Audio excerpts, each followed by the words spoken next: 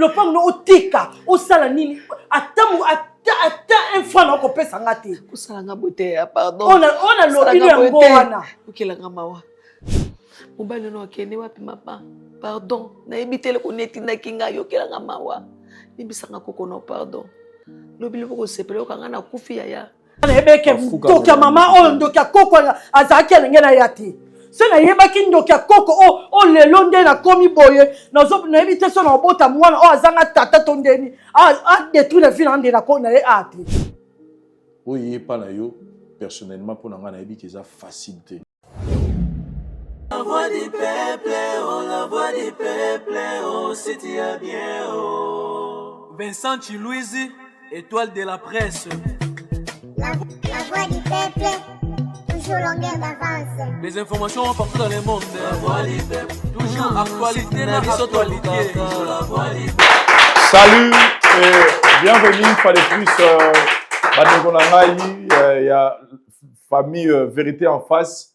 Oyo to mesana rolanda programme Oyo à tout moment to diffusarango sur Ekoti na juste après une seconde déjà tu as rebellé pour la rolandango parce que ezali programme ezali ko édifier biso ezali programme ezali côté à biso. Je dis merci na ba ndeko tout o bazwa courage ya ko komelanga même inbox même na ba commentaire pour na ko manifester reconnaissance na bango na programme wa kitoko to memela bino na nzela ya YouTube to na nzela ya télévision pour la bandeko batala biso na couleur télévision to ye lelo awa parce que tozana na makambo solo la biso na bino na bandeko to yamba lelo na plateau to se retrouver juste après les mots auto démarrer sur na biso. Merci.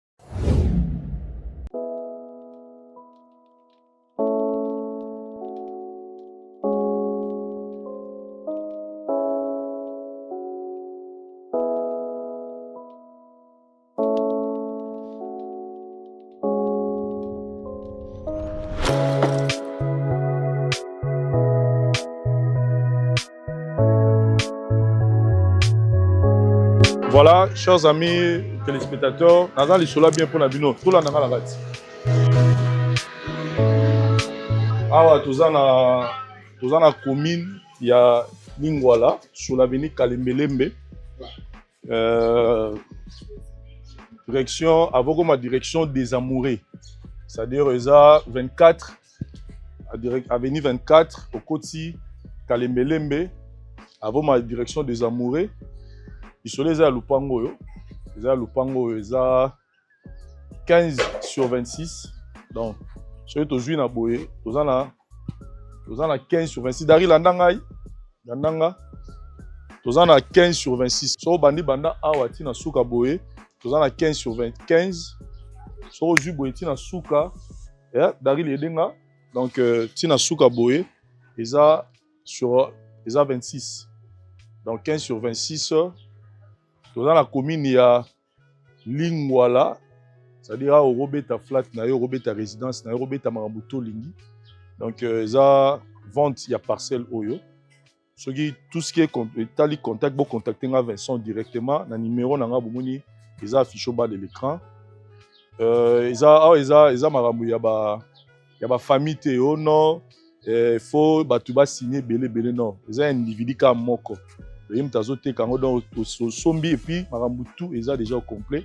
Bobenganga, photo salama solo, somba lupango na yo. Soki po lingi, ke ozwa demi, to solo rara. Pour na ba prix na ba détail, bobenganga, to solo. Pour la référence, to zan avenue Kalembelembe. Soro yeli na nenga Wileri, avobima 24. Dans 24, to na kwana, to zan la maison communale, ya Lingwala, et puis en face, to zan la Sanef. Donc, banda à 109 ti esika toza ezara yango eza ba 6e parcelle ou 5e parcelle si je me trompe pas et soro continuer tout droit bonde au moni Wileri donc espace il y a bien et tout le mingi te to benga na téléphone. Merci. Voilà, chers amis téléspectateurs, nous étions tous choqués, dérangés par rapport à la situation au Totego de Kisa Bishona Bino, il y a donc on a Bishona Mobali oyo à Bimaki, na grande-mère et à fiancée naïe. Vous savez, quand ce genre d'histoire nous arrive dans la vérité en face, des fois, nous-mêmes, on se pose aussi des questions que pendant que nous avons la na zosala ba makambo na ngai, il y a des choses qui se passent où on se dit tozaka na mokili oyo to tozala mokili mususu. Mais hier, j'étais en train de conduire ma voiture. Nayambi appelle, il y a Maman Moko, Aza quelque part dans le monde, je ne vais pas situer place Azali pour un respect naïe. Mais je me suis dit, je vais partager cette son histoire pour la codifier. Elle m'appelle, elle me dit, Vincent, c'est comme si, je pense que sur autant l'émission à ses souvenirs, je l'ai dit même l'émission, et pendant qu'on parlait, même dans le volant, j'ai pris le risque, parce que j'aime pas décrocher le téléphone sur la volant, mais j'ai pris ces risques-là pour la situation. Et elle me dit, Vincent, histoire, problème au boulot, qui la vérité en face, c'est comme si na vendu ça guillot pour n'abattre le problème dans un. Et ça s'est passé, mais pour moi, ça s'est passé entre moi et ma mère biologique. Je sais quoi? Elle dit oui. Maman a botinga. O wala butu bozala ngona kana bino na vérité en face. Ezali kokoya ya ndeko mwasi. Abi wana ce que ezaki ngai maman wa botinga abima na mobali na nga. Et pendant qu'abimi na mobali na nga nga nazaki déjà na zemi ya mobali yango. Et c'était clair, décision, relation là, il fallait écoufa malade, écoufa qui déjà. Et quand j'ai pris la décision au Keneolongola Zemiwana, pasteur nanga ebisinga lobby que bazo luka babo mayo donc likamwana yeliyo po okufa. Au Keneolongola Zemi, so Keneolongola Zemiwana okufa. Zwa maîtrise, bota, nzambe mora yebi. Abi na yego zwa maîtrise, na yego bota, moi nanga liboso. Après, tant que moi, je suis poussé là, papa, papa, na yaza ko tala mwana, zo tala mwana, aka ko bonde langa ti, na ko kitsa mutema, toye ko dukasu basala nzambe basambeli biso, et lelo nazo bano Vincent, nazanda ko mona mobali nanga tozana bana lelo 6. To balana, tozanda ko moko, tozape na malédiction moko te landa biso, makama mobali nanga no ce qui n'ara bien. Makam nanga peno ce qui n'ara bien ba na biso be bazotanga bisusu basi classe bisusu be basi babali. Mais c'est une histoire où il s'est passé dans la vie nanga personnellement et je lui ai posé la question bon siko maman vous en êtes là non maman zanaye en Afrique biso tozawa et soyi dikamoza to solara donc to leki sa mon peka bon ti donc c'était pour elle une façon ya kotalisa que na likamunyo so ceux qui vraiment moyen pour réparer il faut réparer ceux qui peut moyen ya kolimbisa ezali faut kolimbisa et cela m'a poussé personnellement ya koluka le vase moyen au kota en contact na mama tokoko oyo abokoli ndeko na biso mwasi. On a essayé de parler avec elle pour koyeba comment on pouvait résoudre cette situation et là nous allons la recevoir dans cette émission. Elle est là avec nous, la grande-mère ya ndeko na biso mwasi o ayaki o mobile na yaki azana biso na plateau wa to sola na ye peto yeba neni to aussi ça problème o yeli biso na kata vérité en face. Merci.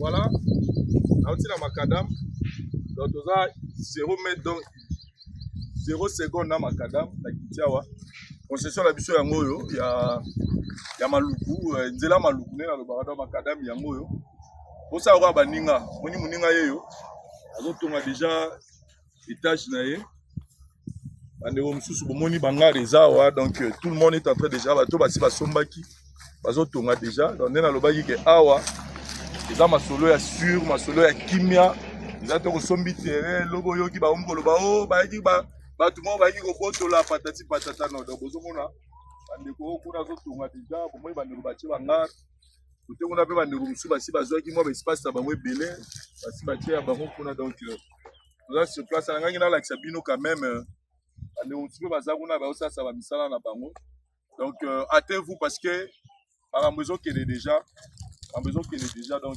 hâtez-vous bozwa baterrain na bino 20 sur 20 $4,500 bobengaka na numéro eza au bas de l'écran bobenga na numéro oyo to changer système ya visite eza su nde ezalaki liboso te ke non fo tokangisa bato ebele non soki oza prêt otindi ndeko na yo aboya na géomètre awa aponi esika na ye après baterrain na biso nyonso eza cadastre c'est-à-dire soki osombi terrain mpa na biso eloko kosala eza kaka kotonga donc awa soki osombi terrain mosala kosala eza kaka otongi ndako na yo soki osilisi kotonga nde okoluka livre parcellaire na niveau ya bureau ya cadastre.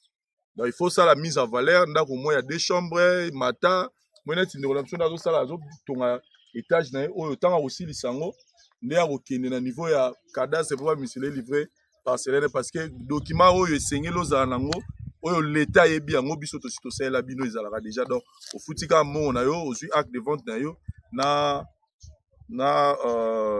acte de vente na yo na document oyo ezo certifié oyo l'État azo reconnaître na numéro cadastral ezo confirmer que lopango ekomi ya yo ti mokolo ye so akoya donc ya kitoko ezaka mo nde toteki boye biso moko mpe tokenda te toza ya biso kuna liboso donc tozalaka awa tokozalaka na bino na ta molai donc makadami yango donc moni esika papa aza kotonga makadami yango etali ye donc eza mabele te eza ngomba te eza pe te ko place moko boye il faut zwa susu moto soki okomi il faut zwa susu moto bokota na kati te donc tolingami na makadam donc awa makadam eza soki baluki boye makadam donc eza esika ya malamu oyo tozokontinue kotalisa na bandeko na basombi te basoma mutuka yango wana ezoleka mituka yango wana ezoleka donc toza mpenza na esika ya malamu awa na quartier village Matonge.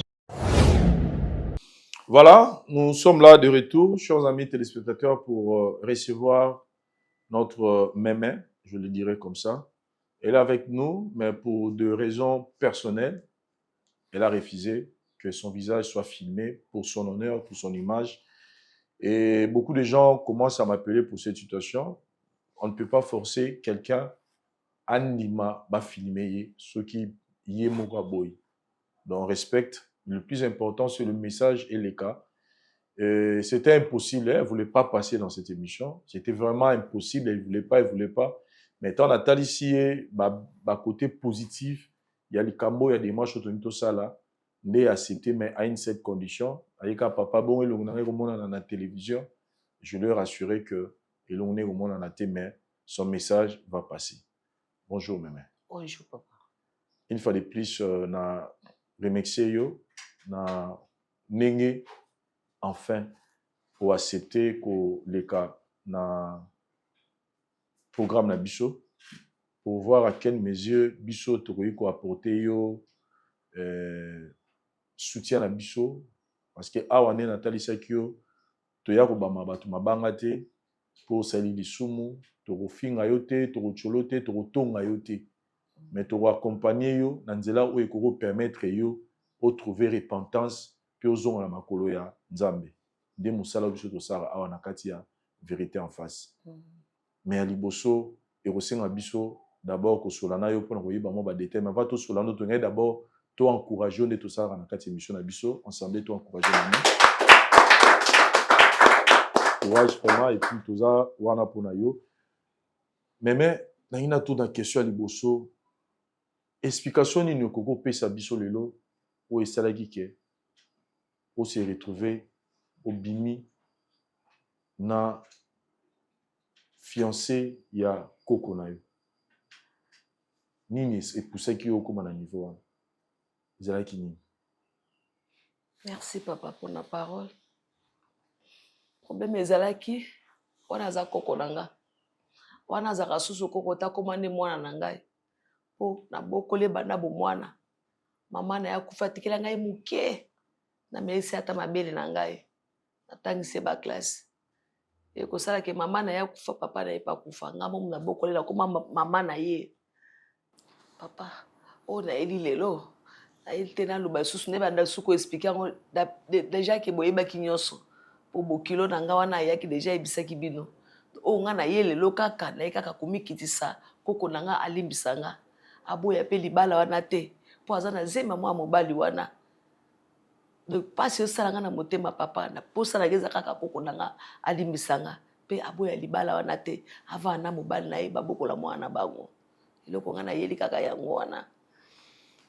Ben sikoyo problème eza que okolimbisa ngai parce que sikoyo tozosolola po toluka koyeba nini tokosunga likambo yango mais biso tongai quand même toyeba parce que oyebisi biso awa ke azali mwana yo moto bokoli akoma mwana na yo ndenge ndeko na biso atalisa biso awa ke ndenge azali koya komase yo mpona shok ozalaki nango na lokolo c'était ça na lokolo ti ekosala ebobimaki na ye mbala moko wana.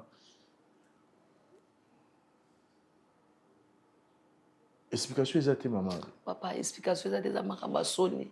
Mama mokolo lokola nga bona telema na televizion bamonanga eza soni papa. Na mokuse na ye kaka kosenga bolimbisi. Koko na nga limbisanga kaka mpo eza makambo ya soni. Nasalaki yango na miyebaki te. Ezalaki volonté na nga te nayebi te nini ekotelaki nga. Me na mokuse papa na ye kaka kosenga bolimbisi. Koko na nga limbisanga azonga na mobali na ya boya libala wana te. Bavanda babokola mwa mpo aza na zemi ya 3 mois. Souci na nga ya mwana papa bosunga ngai papa bosunga ngai botika ngai te bosunga ngai. Là déjà je signale na bande ba otala biso que au dernier za susu na yosika morote. Mais tango personnellement au atalisaki biso que asolaka na yo ozaka na courage ya moya koyebisa ngo ezalaki te to loba kokaki te papa na kokaki te na obana ndenge nini na kokaki te. Parce que maman explication eza te ka boye mobali ya koko na yo papa donc koka ko expliquer te za soni po na za koko na nga mwana nga mona bokoli za soni papa atande na vani na bino be papa pa na bobomelo na nga soni na koka te bosunga nga kaka bosunga nga na conseil mwana koko na nga limbisa ngai avant na mobali na ye. Après tout ce qui s'est passé pour na koko oza pour babalana. Oui papa na ndimi babalana. Réaction à la famille est jusque-là. Bon, famille peut pas bien likambo te aloko secret ba bien noté. Mais moi je t'informe qu'il y a si informé bande ko bela il singa que soleil déjà là surtout côté la famille à papa naé baza informé na wana bino ba bengi ote mutu mona na ba benga te mutu mona benga te. OK, comme on l'a dit au début tout côté ça Rodiana alors. Oui papa. Au Solanaye, merci. Je voulais apporter une précision par rapport à l'émission aux Vérité en face. Cette émission est vendue dans le ministère de la Réconciliation. Et vendue na co-exposé cas problème en bateau et après botiki bango non. Bisoto vendue dans le ministère de la Réconciliation. Nous cherchons à réconcilier les gens au bazar Kopanzana. Mais je répète encore que j'ai donné juste le témoignage ou l'expérience il y a Ndekomora Bengakinga par rapport à Yango, de réconcilier. La réconciliation est qu'on aboutir karaté dans le Cambo, batu bazan lango besoin, mais c'est important que la paix règne entre batu banegonion. C'est ça même le but au tuenango awa pour ne pas dire que na pour imposer opinion. Il y a mutumoro pour na batu nyonso. C'est un cas qui est très très délicat. C'est pourquoi toye awa pour na solo là na Rodiana.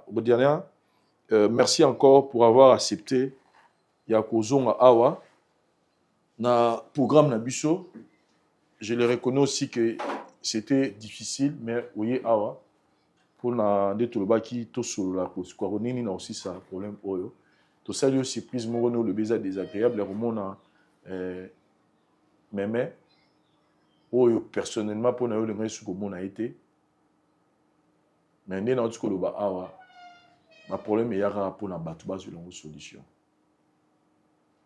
ma be ko ya mais c'est important eza oluka nini ne bobozo sa kimia na motema eza ratango yebi ke ozano na problème na motema te to luka ki meme to sola ginaye et même azaki na posa sola na yo yango moni to bengisho awa na programme o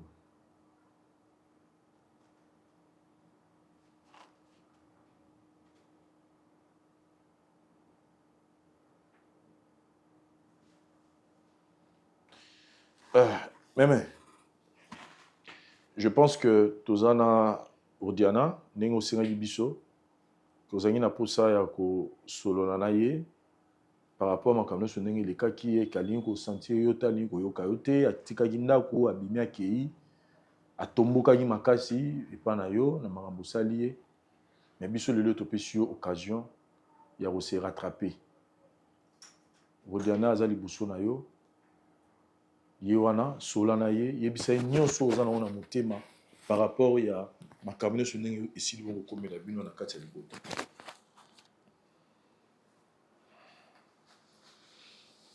O Diana. Oza koko na ngai. Na bokola lokwa mwana nga mona boti. Epa na nga na mona ka yo koko te ozaka ne mwana ngai. Eloko nga na yela ya limbisa ngai. Likambo ekomeli nga na yebi te. Nini etindaki ngai. Na yebi te mama. Nazoka soni ata liboso ya televizio po babomba te elongi na nga pardon. Limbisa ngai naza koko na yo. Nasali yo mabe.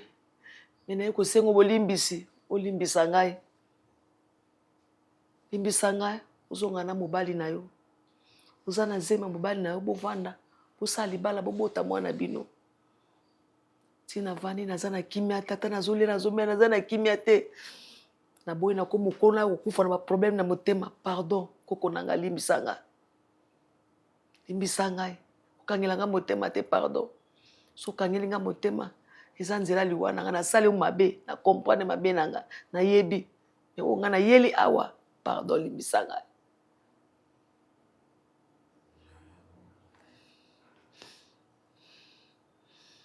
Vanda na eloko olimbiso te. Natikilo de Z. Natikilo Z, natika ndaku no, natika lupango na yo. Mama kusala nga bote pardon. Mobali no akende wapi mama? Pardon. Na ebitele ko netindaki nga yokela nga mawa. Limbisa nga koko no pardon. Lobili boko sepele ko nga na kufi ya. Pardon, yokela nga mawa. Limbisa nga. Na ebi na sala ki mabe na comprendre ki pete eloko nini na oyeba teti sikoyo. Amvuti me uti wapi? Na comprendre te yokela nga mawa mama. Pardon. Pardon nyosi nganga. Nazwa koko te. Bibi na tsoko mama na ngai. Bibi ti to sala ba préparation libala na biso na biyo mto so li puta pièce na place à maman na nga po bokola nga. Mais où c'est plus le sale ngolo kote kindoki. En plus yo senganga pardon. Na eba kite pardon. Pardon. Pardon limbisa ngai. Na ebite soka non tika olimbiso jamais. Na lobe na bima lopango na yo. Lopango no otika. O sala nini? Ata un fois na ko pesa ngate. Osala nga bote ya pardon. Ona lobi yango wana. Okela nga mawa. Nasaka koko na yo kelo mawate. Nasaka koko na yo kelo mawate na lingi yango te. Pour le yo salaki. Okelenga mawate. En plus a fiancé o après de ta boyebi. Okosanga bongo te. Na ebite nini ekosaki nga na ebite mama yokelanga mawa mama na ngai yokelanga mawa. Na yokelanga mawate ngano to kabwani pour la vie. Ndenge mama na nga kota na sema bende ko kabwana ye. Ndenge kabwana na ngamwa na ye. O tika awa. Na lingi lisu te. Ka yo détruit vie na nga ka ndo détruit vie na nga. Na lingi su te na lingi su. Kabote kanisa tale na bokolo ya pardon. Songisana motema sima kanisa ta mama na nga kanisa ta mwana nde tika na 6 ans na bokola ye neli ata mbonga libala mwana na nga kota na sia mabele yo sepeli osala nga bongo mama nda kelanga ma pardon osepeli osala nga bongo na présente ko koko te bibi na benga ko mama na yebi pardon limbisa ngai limbisa okangela nga motema te yaya nazonga na kimia po soko limbisi nga na ozonga na kimia soko ko limbisa nga yaya soko kina koi na kangami na kufa ko ya to ko ya te je m'en fous de ça soko kufa soko po histoire on face à me malédiction qui ndoki okoti na libota la biso et si là non na manko na vie na ngate non na manko na vie te na vie na ngate bi onga na zwa ko et place nga tia ko na mutema nga. Mais maman na salinga na ko bo sala ngo jamais na ko bo sala ngo jamais pe na ko tika ngo te Rodiana maman vanda s'il vous plaît vanda parce que so bengenga na ebeke toka mama o ndoka koko azaki alenge na yati so na yebaki ndoka koko o lelo nde na komi boye na zo na ebite so na obota mwana o azanga tata tondeni a détruire la vie na ndena ko na ye ati. Diana, je te comprends, ils ont facilité. Ils ont les cambos, tu robeta, on te le voit, tu robeta les sapos. Tu robeta les solos à musique, tu es à théâtre. Ils ont les solos à somme, on peut à passer, on peut à ma, on peut à sonner. Na avant oya awa na meki ko beta lisolo ya mama moko abenga yinga aza na libanda mboka boza na ye na histoire moko mais différence ezaka ye ezalaki siko mama oyo aboti ye mais yo eza koko mais ye arriva kopardonne mama na ye elelo baza na bana 6 na mobali ne baza libanda mboka oyo ye pa na yo personnellement mpo na ngai nayebi ke eza facile te mais lo ngai na ye osengo kaka ose libere no kaka na likambo mpo na koko alobi susi na ye ezali ke azala kozi te oyo ekokabula yo na mobali na yo susi na ye ezali ke soki boluka basali ya nzambe basi toza na bango mpe awa boleka na bapriere eloko wana elongwa de façon ke mwana oyo aza na libumu na yo abokama te ke papa azalaka na ngambu mama azalaka na ngambu ebozala esika moko wana eza susi ya na mobali wana te nakoka vivre esu na ye te simoneke mpa basala nzambe mpo mwana aza na kati ya libumu mais nazeti jamais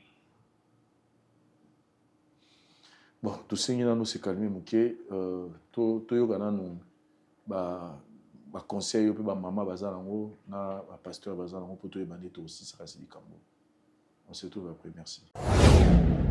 Ephésiens chapitre 4, le verset 26. Oh, Bible.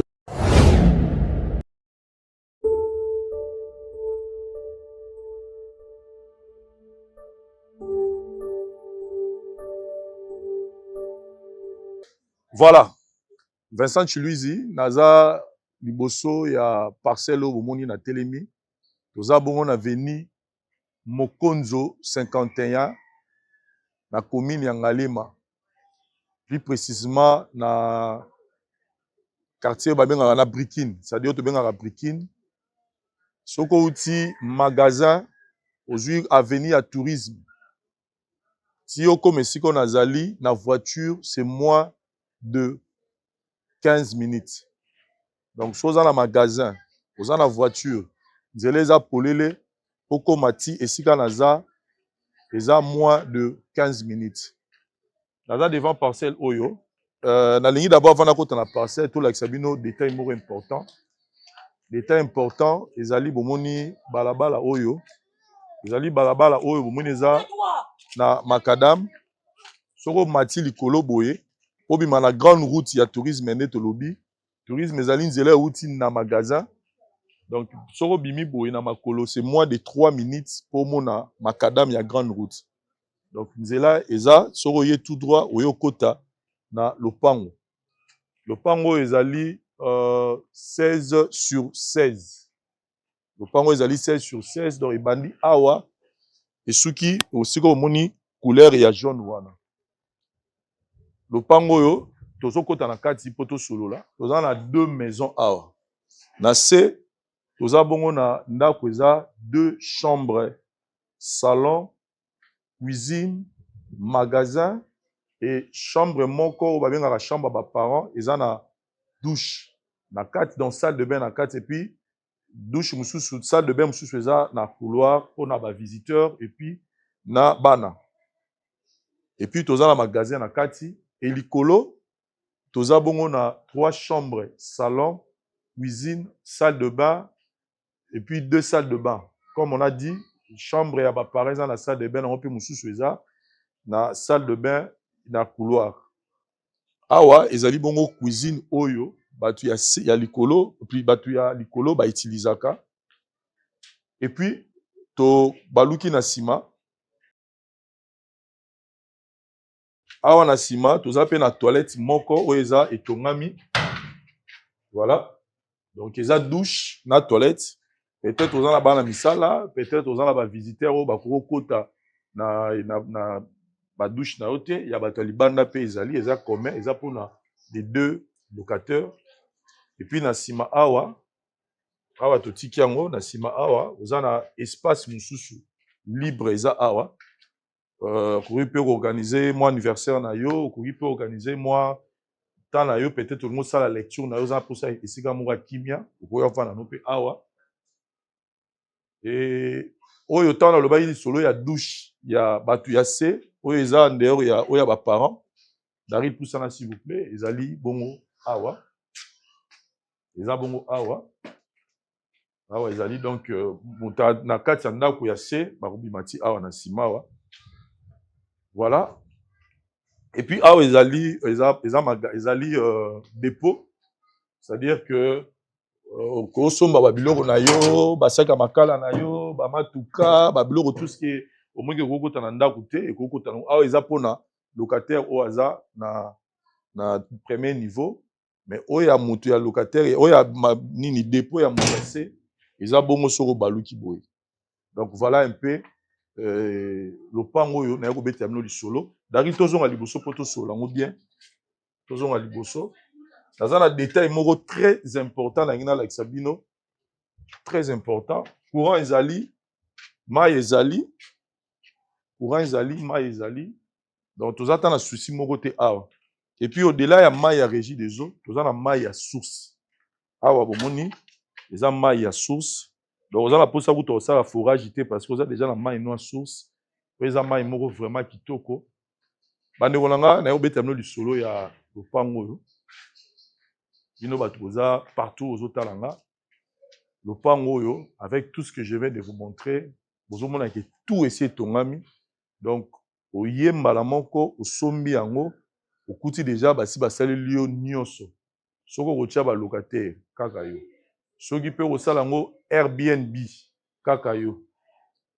Soko au salango Airbnb yo pe kaka. Soki pe au yomo oya vanda yo kaka. Mais l'avantage c'est que c'est déjà construit. C'est propre dari liara boye fona la sabango ba place nyonso ala moni pe ba locataire baza bazo sala moi ba matembele na bango donc bazo sala matembele na bango donc tout est déjà construit donc voilà la parcelle revient na mbongo moko ya bien mais pour yeba mbongo yango il faut benganga na numéro au moni bimi na c'est à écran. Benganga Vincent, je suis le contact direct pour na Osomba, le Pango Oyo, na Primo ya Malam. Je précise, tous dans la commune, il y a Ngalema, na quartier Brikin, non loin, il y a magasin. Sur la grande route, il y a tourisme, sur le côté, ça la même pas 3 minutes. Dans Moutuka, tout est Rokota. Il y a C, il y a l'Icolo, Jeep, tout est Rokota, moto, vélo, Rokota, et puis, eza na banda tout presque koto ya bien courant eza ma eza donc et puis un aspect encore très important dans ngana pe sabino eza que eza lopango ya famille te pour ma part en famille de photos en ba to bangela rango non faut ya signer hôtel ka boko signer non o eza lopango ya mutu moko ça veut dire que vous allez traiter ozo sombango directement pas ya mutu ye moko. Donc, tu lui verses son argent, lui, il reçoit, et puis vous remet tous les documents, enregistrement, tout, et ça vraiment correct. Vous voyez que je Vincent, dans le côté de Kamboussé, que na 8 ans, dans Hollandais. Donc, voilà, le pan où tu as Sabino et Angoyo, Bobin Vincent, pour d'autres détails, et puis pour la prix. Et ça, prix m'aura bien au CP là. Merci. Merci Cordon pour la parole. Je rappelle que nous sommes dans Vérité en face, qui est l'assertion contraire au mensonge, parce que le mensonge, ce n'est pas notre alimentation. Le mensonge, c'est quelque chose que nous devons bannir de notre vie, parce que mensonge, il y a un bébé Sarah Makambu depuis les jardins d'Éden. C'était sur base de mensonges. Les gens sont allés à l'encontre de la parole de Dieu. Dans ces cas que nous avons aujourd'hui, quand nous allons en Lévitique 18:6, l'Éternel Dieu nous dit: nul de vous n'ira vers sa parente pour découvrir sa nudité. Nul de vous n'ira vers sa parente. Parente, donc vous comprenez, il y a le mot parent qui est dedans pour découvrir sa nudité. Je suis l'Éternel. Donc nous ne devons pas le faire. Ils à la coco, ils à la maman, ils à la tata. Coco et moi, si toi mbali, on ne peut pas le faire. On ne peut pas découvrir la nudité. Parce que l'Éternel, Dieu ne le veut pas. Et en Lévitique 19:2, il dit: parle à toute l'assemblée des enfants d'Israël. soyez saints, car je suis saint, moi l'Éternel. Quand Dieu parle de la sainteté, il nous fait revenir sur nos actions et nos parlottes pour que nous sachions comment nous devons nous conduire et marcher. Parce que, comme Dieu il a dit, il nous a façonnés à son image. Nous devons représenter Dieu et sa parole. C'est ce que nous devons faire. Alors, dans les cas que nous avons aujourd'hui, il y a deux choses qui entrent en jeu. Il y a les problèmes de mariage et les problèmes de pardon. Les pardons, c'est ça, le maître mot que Jésus-Christ a laissé sur la terre, l'amour et le pardon. Et les deux, ils sont liés. Le pardon doit être accordé parce que sans pardon, la terre sera remplie de haine, de douleur et de mauvaises actions. Imaginez que vous puissiez prendre chaque cas, Yamuto a salué au Mabé, au accorder pardon, même ton cœur va éclater. Un muscle va éclater un jour. Parce qu'il peut sa maladie, qu'on garde haine à l'intérieur. Donc là, nous dirons à Rodriana, à Sala Nyonso, qu'elle se rappelle que ce qui Koko Anazala quitté. Est-ce qu'elle allait grandir? Est-ce qu'elle allait atteindre âge ou Azanango, à commis peu na posa ya mariage? Ainsi de suite, qu'elle se rappelle ça, à accorder pardon à Koko Nae. Quand il y a mariage, là, si Rodriana ne veut plus se remarier avec Z, personnellement, moi, je ne vois pas en quoi il faut te condamner.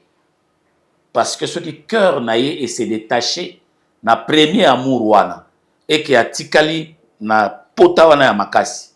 Moi, personnellement, je ne m'inscris pas na ordre abato balwana eke ake na libala wana. Merci beaucoup.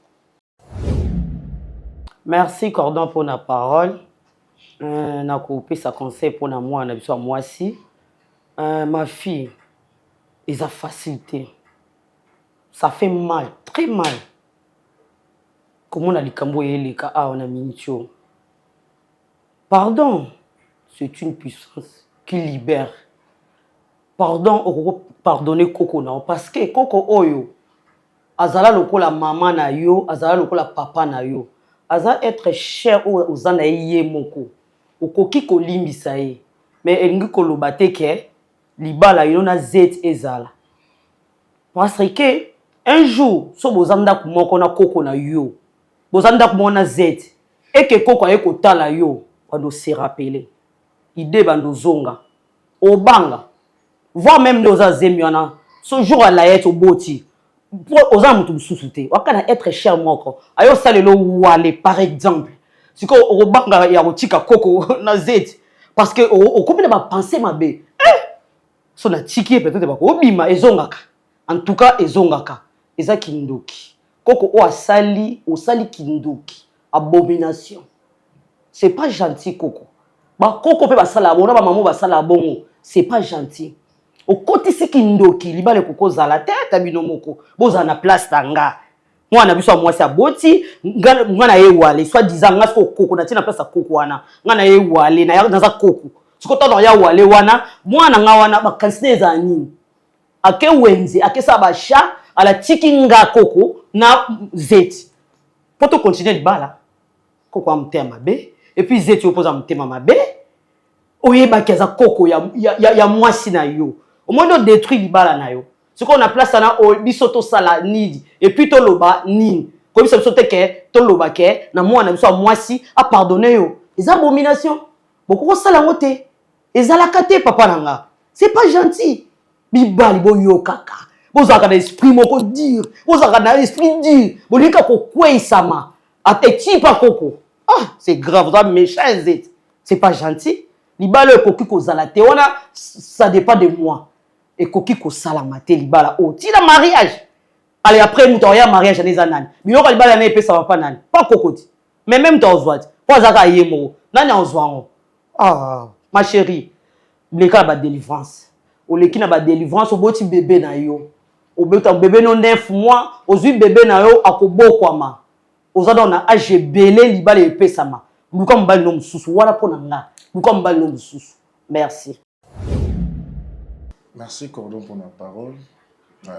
Nanina sur un peu na Rodiana en face à caméra ko ebisayo que Jesumu oyo balimbi savate za mutuna oyo Yesu a répondra ngo pe na bayekoli.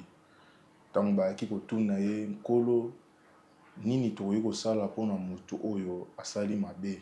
Répondre ici bango ya liboso bolimbisa mbala tuku sambo na sambo. Ya mibala ebisi bango ezana lisumu moko te na mokili oyo ezanga pardon. Sauf kaka kosala mabe to kokosa na nzela molimo mosantu. Déjà Colossiens chapitre 3 le verset 13 ezolimbola ezoyebisa na biso bosi porter baninga na bino nde bosi portaka biteni na bino ntango esalaka bino pasi. Cela veut dire tozobetela koko maboko te to tozokotindike na kati ya affaire oyo moko mikotisaki te mais tozozongiso na sens ya pardon oyo ekoloba oyo na kati ya esika oyo. Déjà pardon eza na biteni oyo yango etambwisama na yango. Pardon eza premièrement na moto azo se sentir aza lésé na acte à commettre.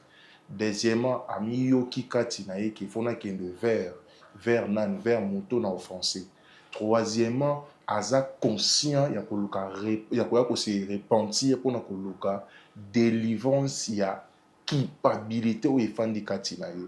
Ça veut dire so moto atambwisami na kati ya biteni aye vers yo yo za eloko osala te parce que biso na mokito wana posa to limbisa ndenge biso pe to sala ba beto wana posa tsapa lipisa biso parce que soki na lobi na beti sota libaku déjà na kozana na zemi avant le mariage ngapi na obicho libaku na wona eza péché. Eza péché monene déjà na zemi avant le mariage. C'est menzambe na mawana ye a condamné yote a péché autant les sous mongi banda pe ko kole koti premier deuxième troisième qui nous tous a donné été sous en combien de mois mais quand la péché autant quand même aux ala c'est qui ils ont appelé kimia et ça na batu mususu babanda même ko lukazemi bazo ya ngote ba koti ba mati ba ngomba ba lukazemi bazo ya ngote mais yo quand même na nzela lisumu zemi nzamba ndima limbisa et lelo za na zemi na zo beta tolo za na zemi et moto aye pene na yo atalisio mabe asali et de tout son cœur elle est consciente ya eloko asalaki alobi na yebite ndenge komaki yango na kozonga même na pensée na nga kala to mokoto yambaki bino ana yebisaki même papa na biso ke il faut que ça la examen malamu ya vie na yo moko koluka koyeba wapi problème nezo banda problème eza ko combattre bolingo na biso o pona lobi to problème eza kaka ekomi brisque parce que diable a risé diable a ko exciter ba tumi balé ba commettre acte moko oui au sala muninga mabe mais juste ka pas séparer ba alors soko comprendre que eloko oyo esalami mpe séparé nga kaka na mobali na nga nga na kobondela ozonga nga na tinda moto alinga te na tinda mpe moto aboya te parce que bolingo eza sens mosusu bolingo eza vole mosusu mpona kati ya bolingo eza na badetail ebele. C'est vrai oyo mobali asali eza trahison, c'est vrai oyo mobali asali tokobenga ngo nde biso tomesana koloba langage na biso asali adultère maraga bali yo te parce que aza na confiance na mwasi mosusu abimi na koko na ye asali acte oyo eza mpenza condamnable na biso déjà ne toza bato mwindu boye tolobaka déjà koposer acte wana même mpo na ngai na libala ekozala te mais soki tozongi nsima tomona nkolo ayekosa biso bolingo ayesi biso bokolimbisa kaka soki na kati na bino bolingo ezali nazotindo na kati ya libala te mais naopuso na vision cela veut dire omona musika cela veut dire oza na affaire na nani wana affaire na famille oza na affaire na rencontre na yo ya yo na mobali na yo oza na affaire na futur na yo to na koloba bongo. Première étape eza na omoni koko en live ayebi so ke limbisanga oza na eloko osala te ya nanga ouvre ton cœur comprendre que aoluka eloko moko kati na yo aoluka kaka ase sentir ata kimia. Elle a bien dit ici que na nde naza boye na accepter nanga soki na ozala ata musika nazala musika mais du moins na sentir que na baza bien parce que eloko na sali na reconnaître que na sali mabe yo en retour ozaka na tina oyebise pardon na pardonner yo afin que nzambe soka futaka bato mpona mabe nzambe moko s'occuper na ye yo se libérer na ye et mona soko fitir na yo na ningo ozwa yo ozwi mobali ozwi na lobi obandi otala ngo nyonso misato okontrôle yango oyeba nini eza na motu ya na miniti oyo lobi na bino ezala bien nde diable abundisi siko so eza ke diable nde abundisi no mpona lobi na bino yo bundisa ye yo kota siko na kati ya profondeur oluka siko na teleme na acte oyo esi osalama na famille nanga mpo eluka ekabula nga na mobali na nga mais so eza nzela moko mpe nkola ninga se servir nango pas kabulo na nzela na tisi o ya yo mbali na yo. On a quand même toi on mis sur le monde siko. Toi pe le lobate. C'est à toi de décider, c'est à toi de voir. Au temps la non musika. Na ebi ke to continue attendre de voir caméra to continuer mais dis-moi au penser na nous pe na lobby na yo pour na mambo ekomi. Merci. Deuxième chapitre 4, le verset 26. Je dois l'avouer que pour une première, ma vie, na équipe na biso conseil, ils ont tellement partagé, même en dehors à caméra. C'est normal, je pense que bien peut banobo la biso peut monter dans un point de vue naïe. Mais au moins là on a besoin de le temps le présentateur il y a concept au vérité en face. Ils ont causé nganayo pas pour la renforcer d'accepter ou de refuser la chose on a Z mais pour promis ça maloba koko on a ça que yo mo fo loba na yango il a pesi opposition na pesi bénédiction na c'est vrai que apporter une malédiction la relation a bien fait ça bima na Z mais awaye ko ça la meilleure culpa pour nous retaler ce que ceux qui m'aiment beaucoup ko luka solution pour que yo na Z bo continuer bo na bino aza prêt à accompagner des marches et à reconnaître que ça li mabe mais awa batali siso likambuya pardon ko limbisa mutu eza ko se libérer mais na nyonso yo qui personnellement pour na yo na ko influencer décision na yo te mais o ngala ni kana tali soka ko limbisa et ceux qui moyen ko zala ndenge mamko ko lobby ceux qui boko ko luka moyen ndenge natali sa ki ya couple mo pe baskuta na même situation na bino moi c'est limbisa qui est pelé le bas ensemble bas bana 6 ceux qui ko zala de même avis na bango toté mais na ito rara position na yo par rapport à nos sur le bami parce que nyonso esimba misiko na maboko na longa koloba na mama so ba wei ba monaka iska mama na ngana siama bele na minto ero ndenga mwani na maya misu no le latina mutema ero e paza bongo pour na pardon na tina pardon na bonté na minto ba makamba sali so ba osangwa kuku so ba osangba sala nani pour na tango na tina pardon na bonté.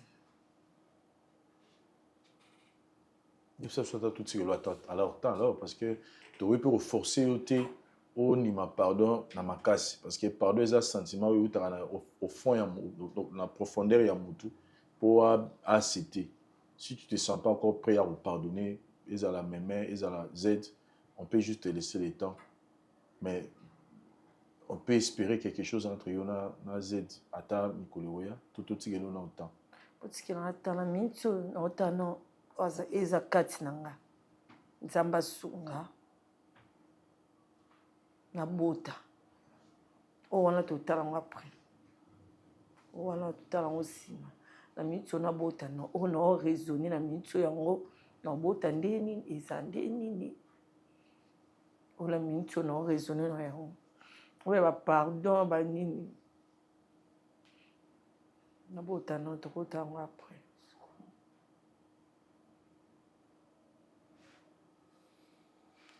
Mais courage, je ne veux pas plus te faire parler encore par rapport à ma maison de Awa. Est-ce que vous avez le Cameroun ou là Koko n'a pas tout ça. N'enga lobi que yepo na ye a robeta masolo kaka soki aboti. Eloko na kokolo bana moment oyo. Na yebi ko za na passe na motema. Na yebi ko limbisa nga eza facilité. Na yebi mais eloko na sengi na ozwa kimia. Kende koluka basala nzambe babondela pona yo ngape kote na kei na koluka basala nzambe basunga ngape na losambo na pambolo kaka bota malamu kotika ngai te ona ngana lobaka yango wana. Chers amis téléspectateurs, je pense qu'à ce niveau nous sommes obligés à si c'est une mission na biso awa le temps peut-être tout gérer ma kamsusu en dehors à caméra et puis tu peux savoir ensuite na ba émission goya. Merci. Le Flat Hotel Tenasia met à votre disposition des appartements équipés de chambres et suites avec un confort moderne. une salle de fête moderne pour toutes sortes de manifestations, anniversaires, fêtes de mariage, réunions et autres. Pour ceux qui adorent la restauration, il y a un restaurant VIP à votre disposition. Un nightclub pour les amoureux de l'ambiance responsable. Un service traiteur de renom. Et pour ceux qui adorent rouler en sécurité et en luxure, le Flat Hotel Tenasia met pour vous une location des véhicules des marques. Le Flat Hotel Tenasia se situe dans la commune de Lingwala sur l'avenue Kalembelembe numéro 256 à 2 minutes de l'avenue Libération ex-24 novembre. De formation, je suis formée à l'université de Kinshasa à la faculté de pharmacie et puis je fais d'autres masters en transformation des agro-ressources à l'université Marien Wabi et au Canada en préparation de cosmétiques thérapeutiques naturelles.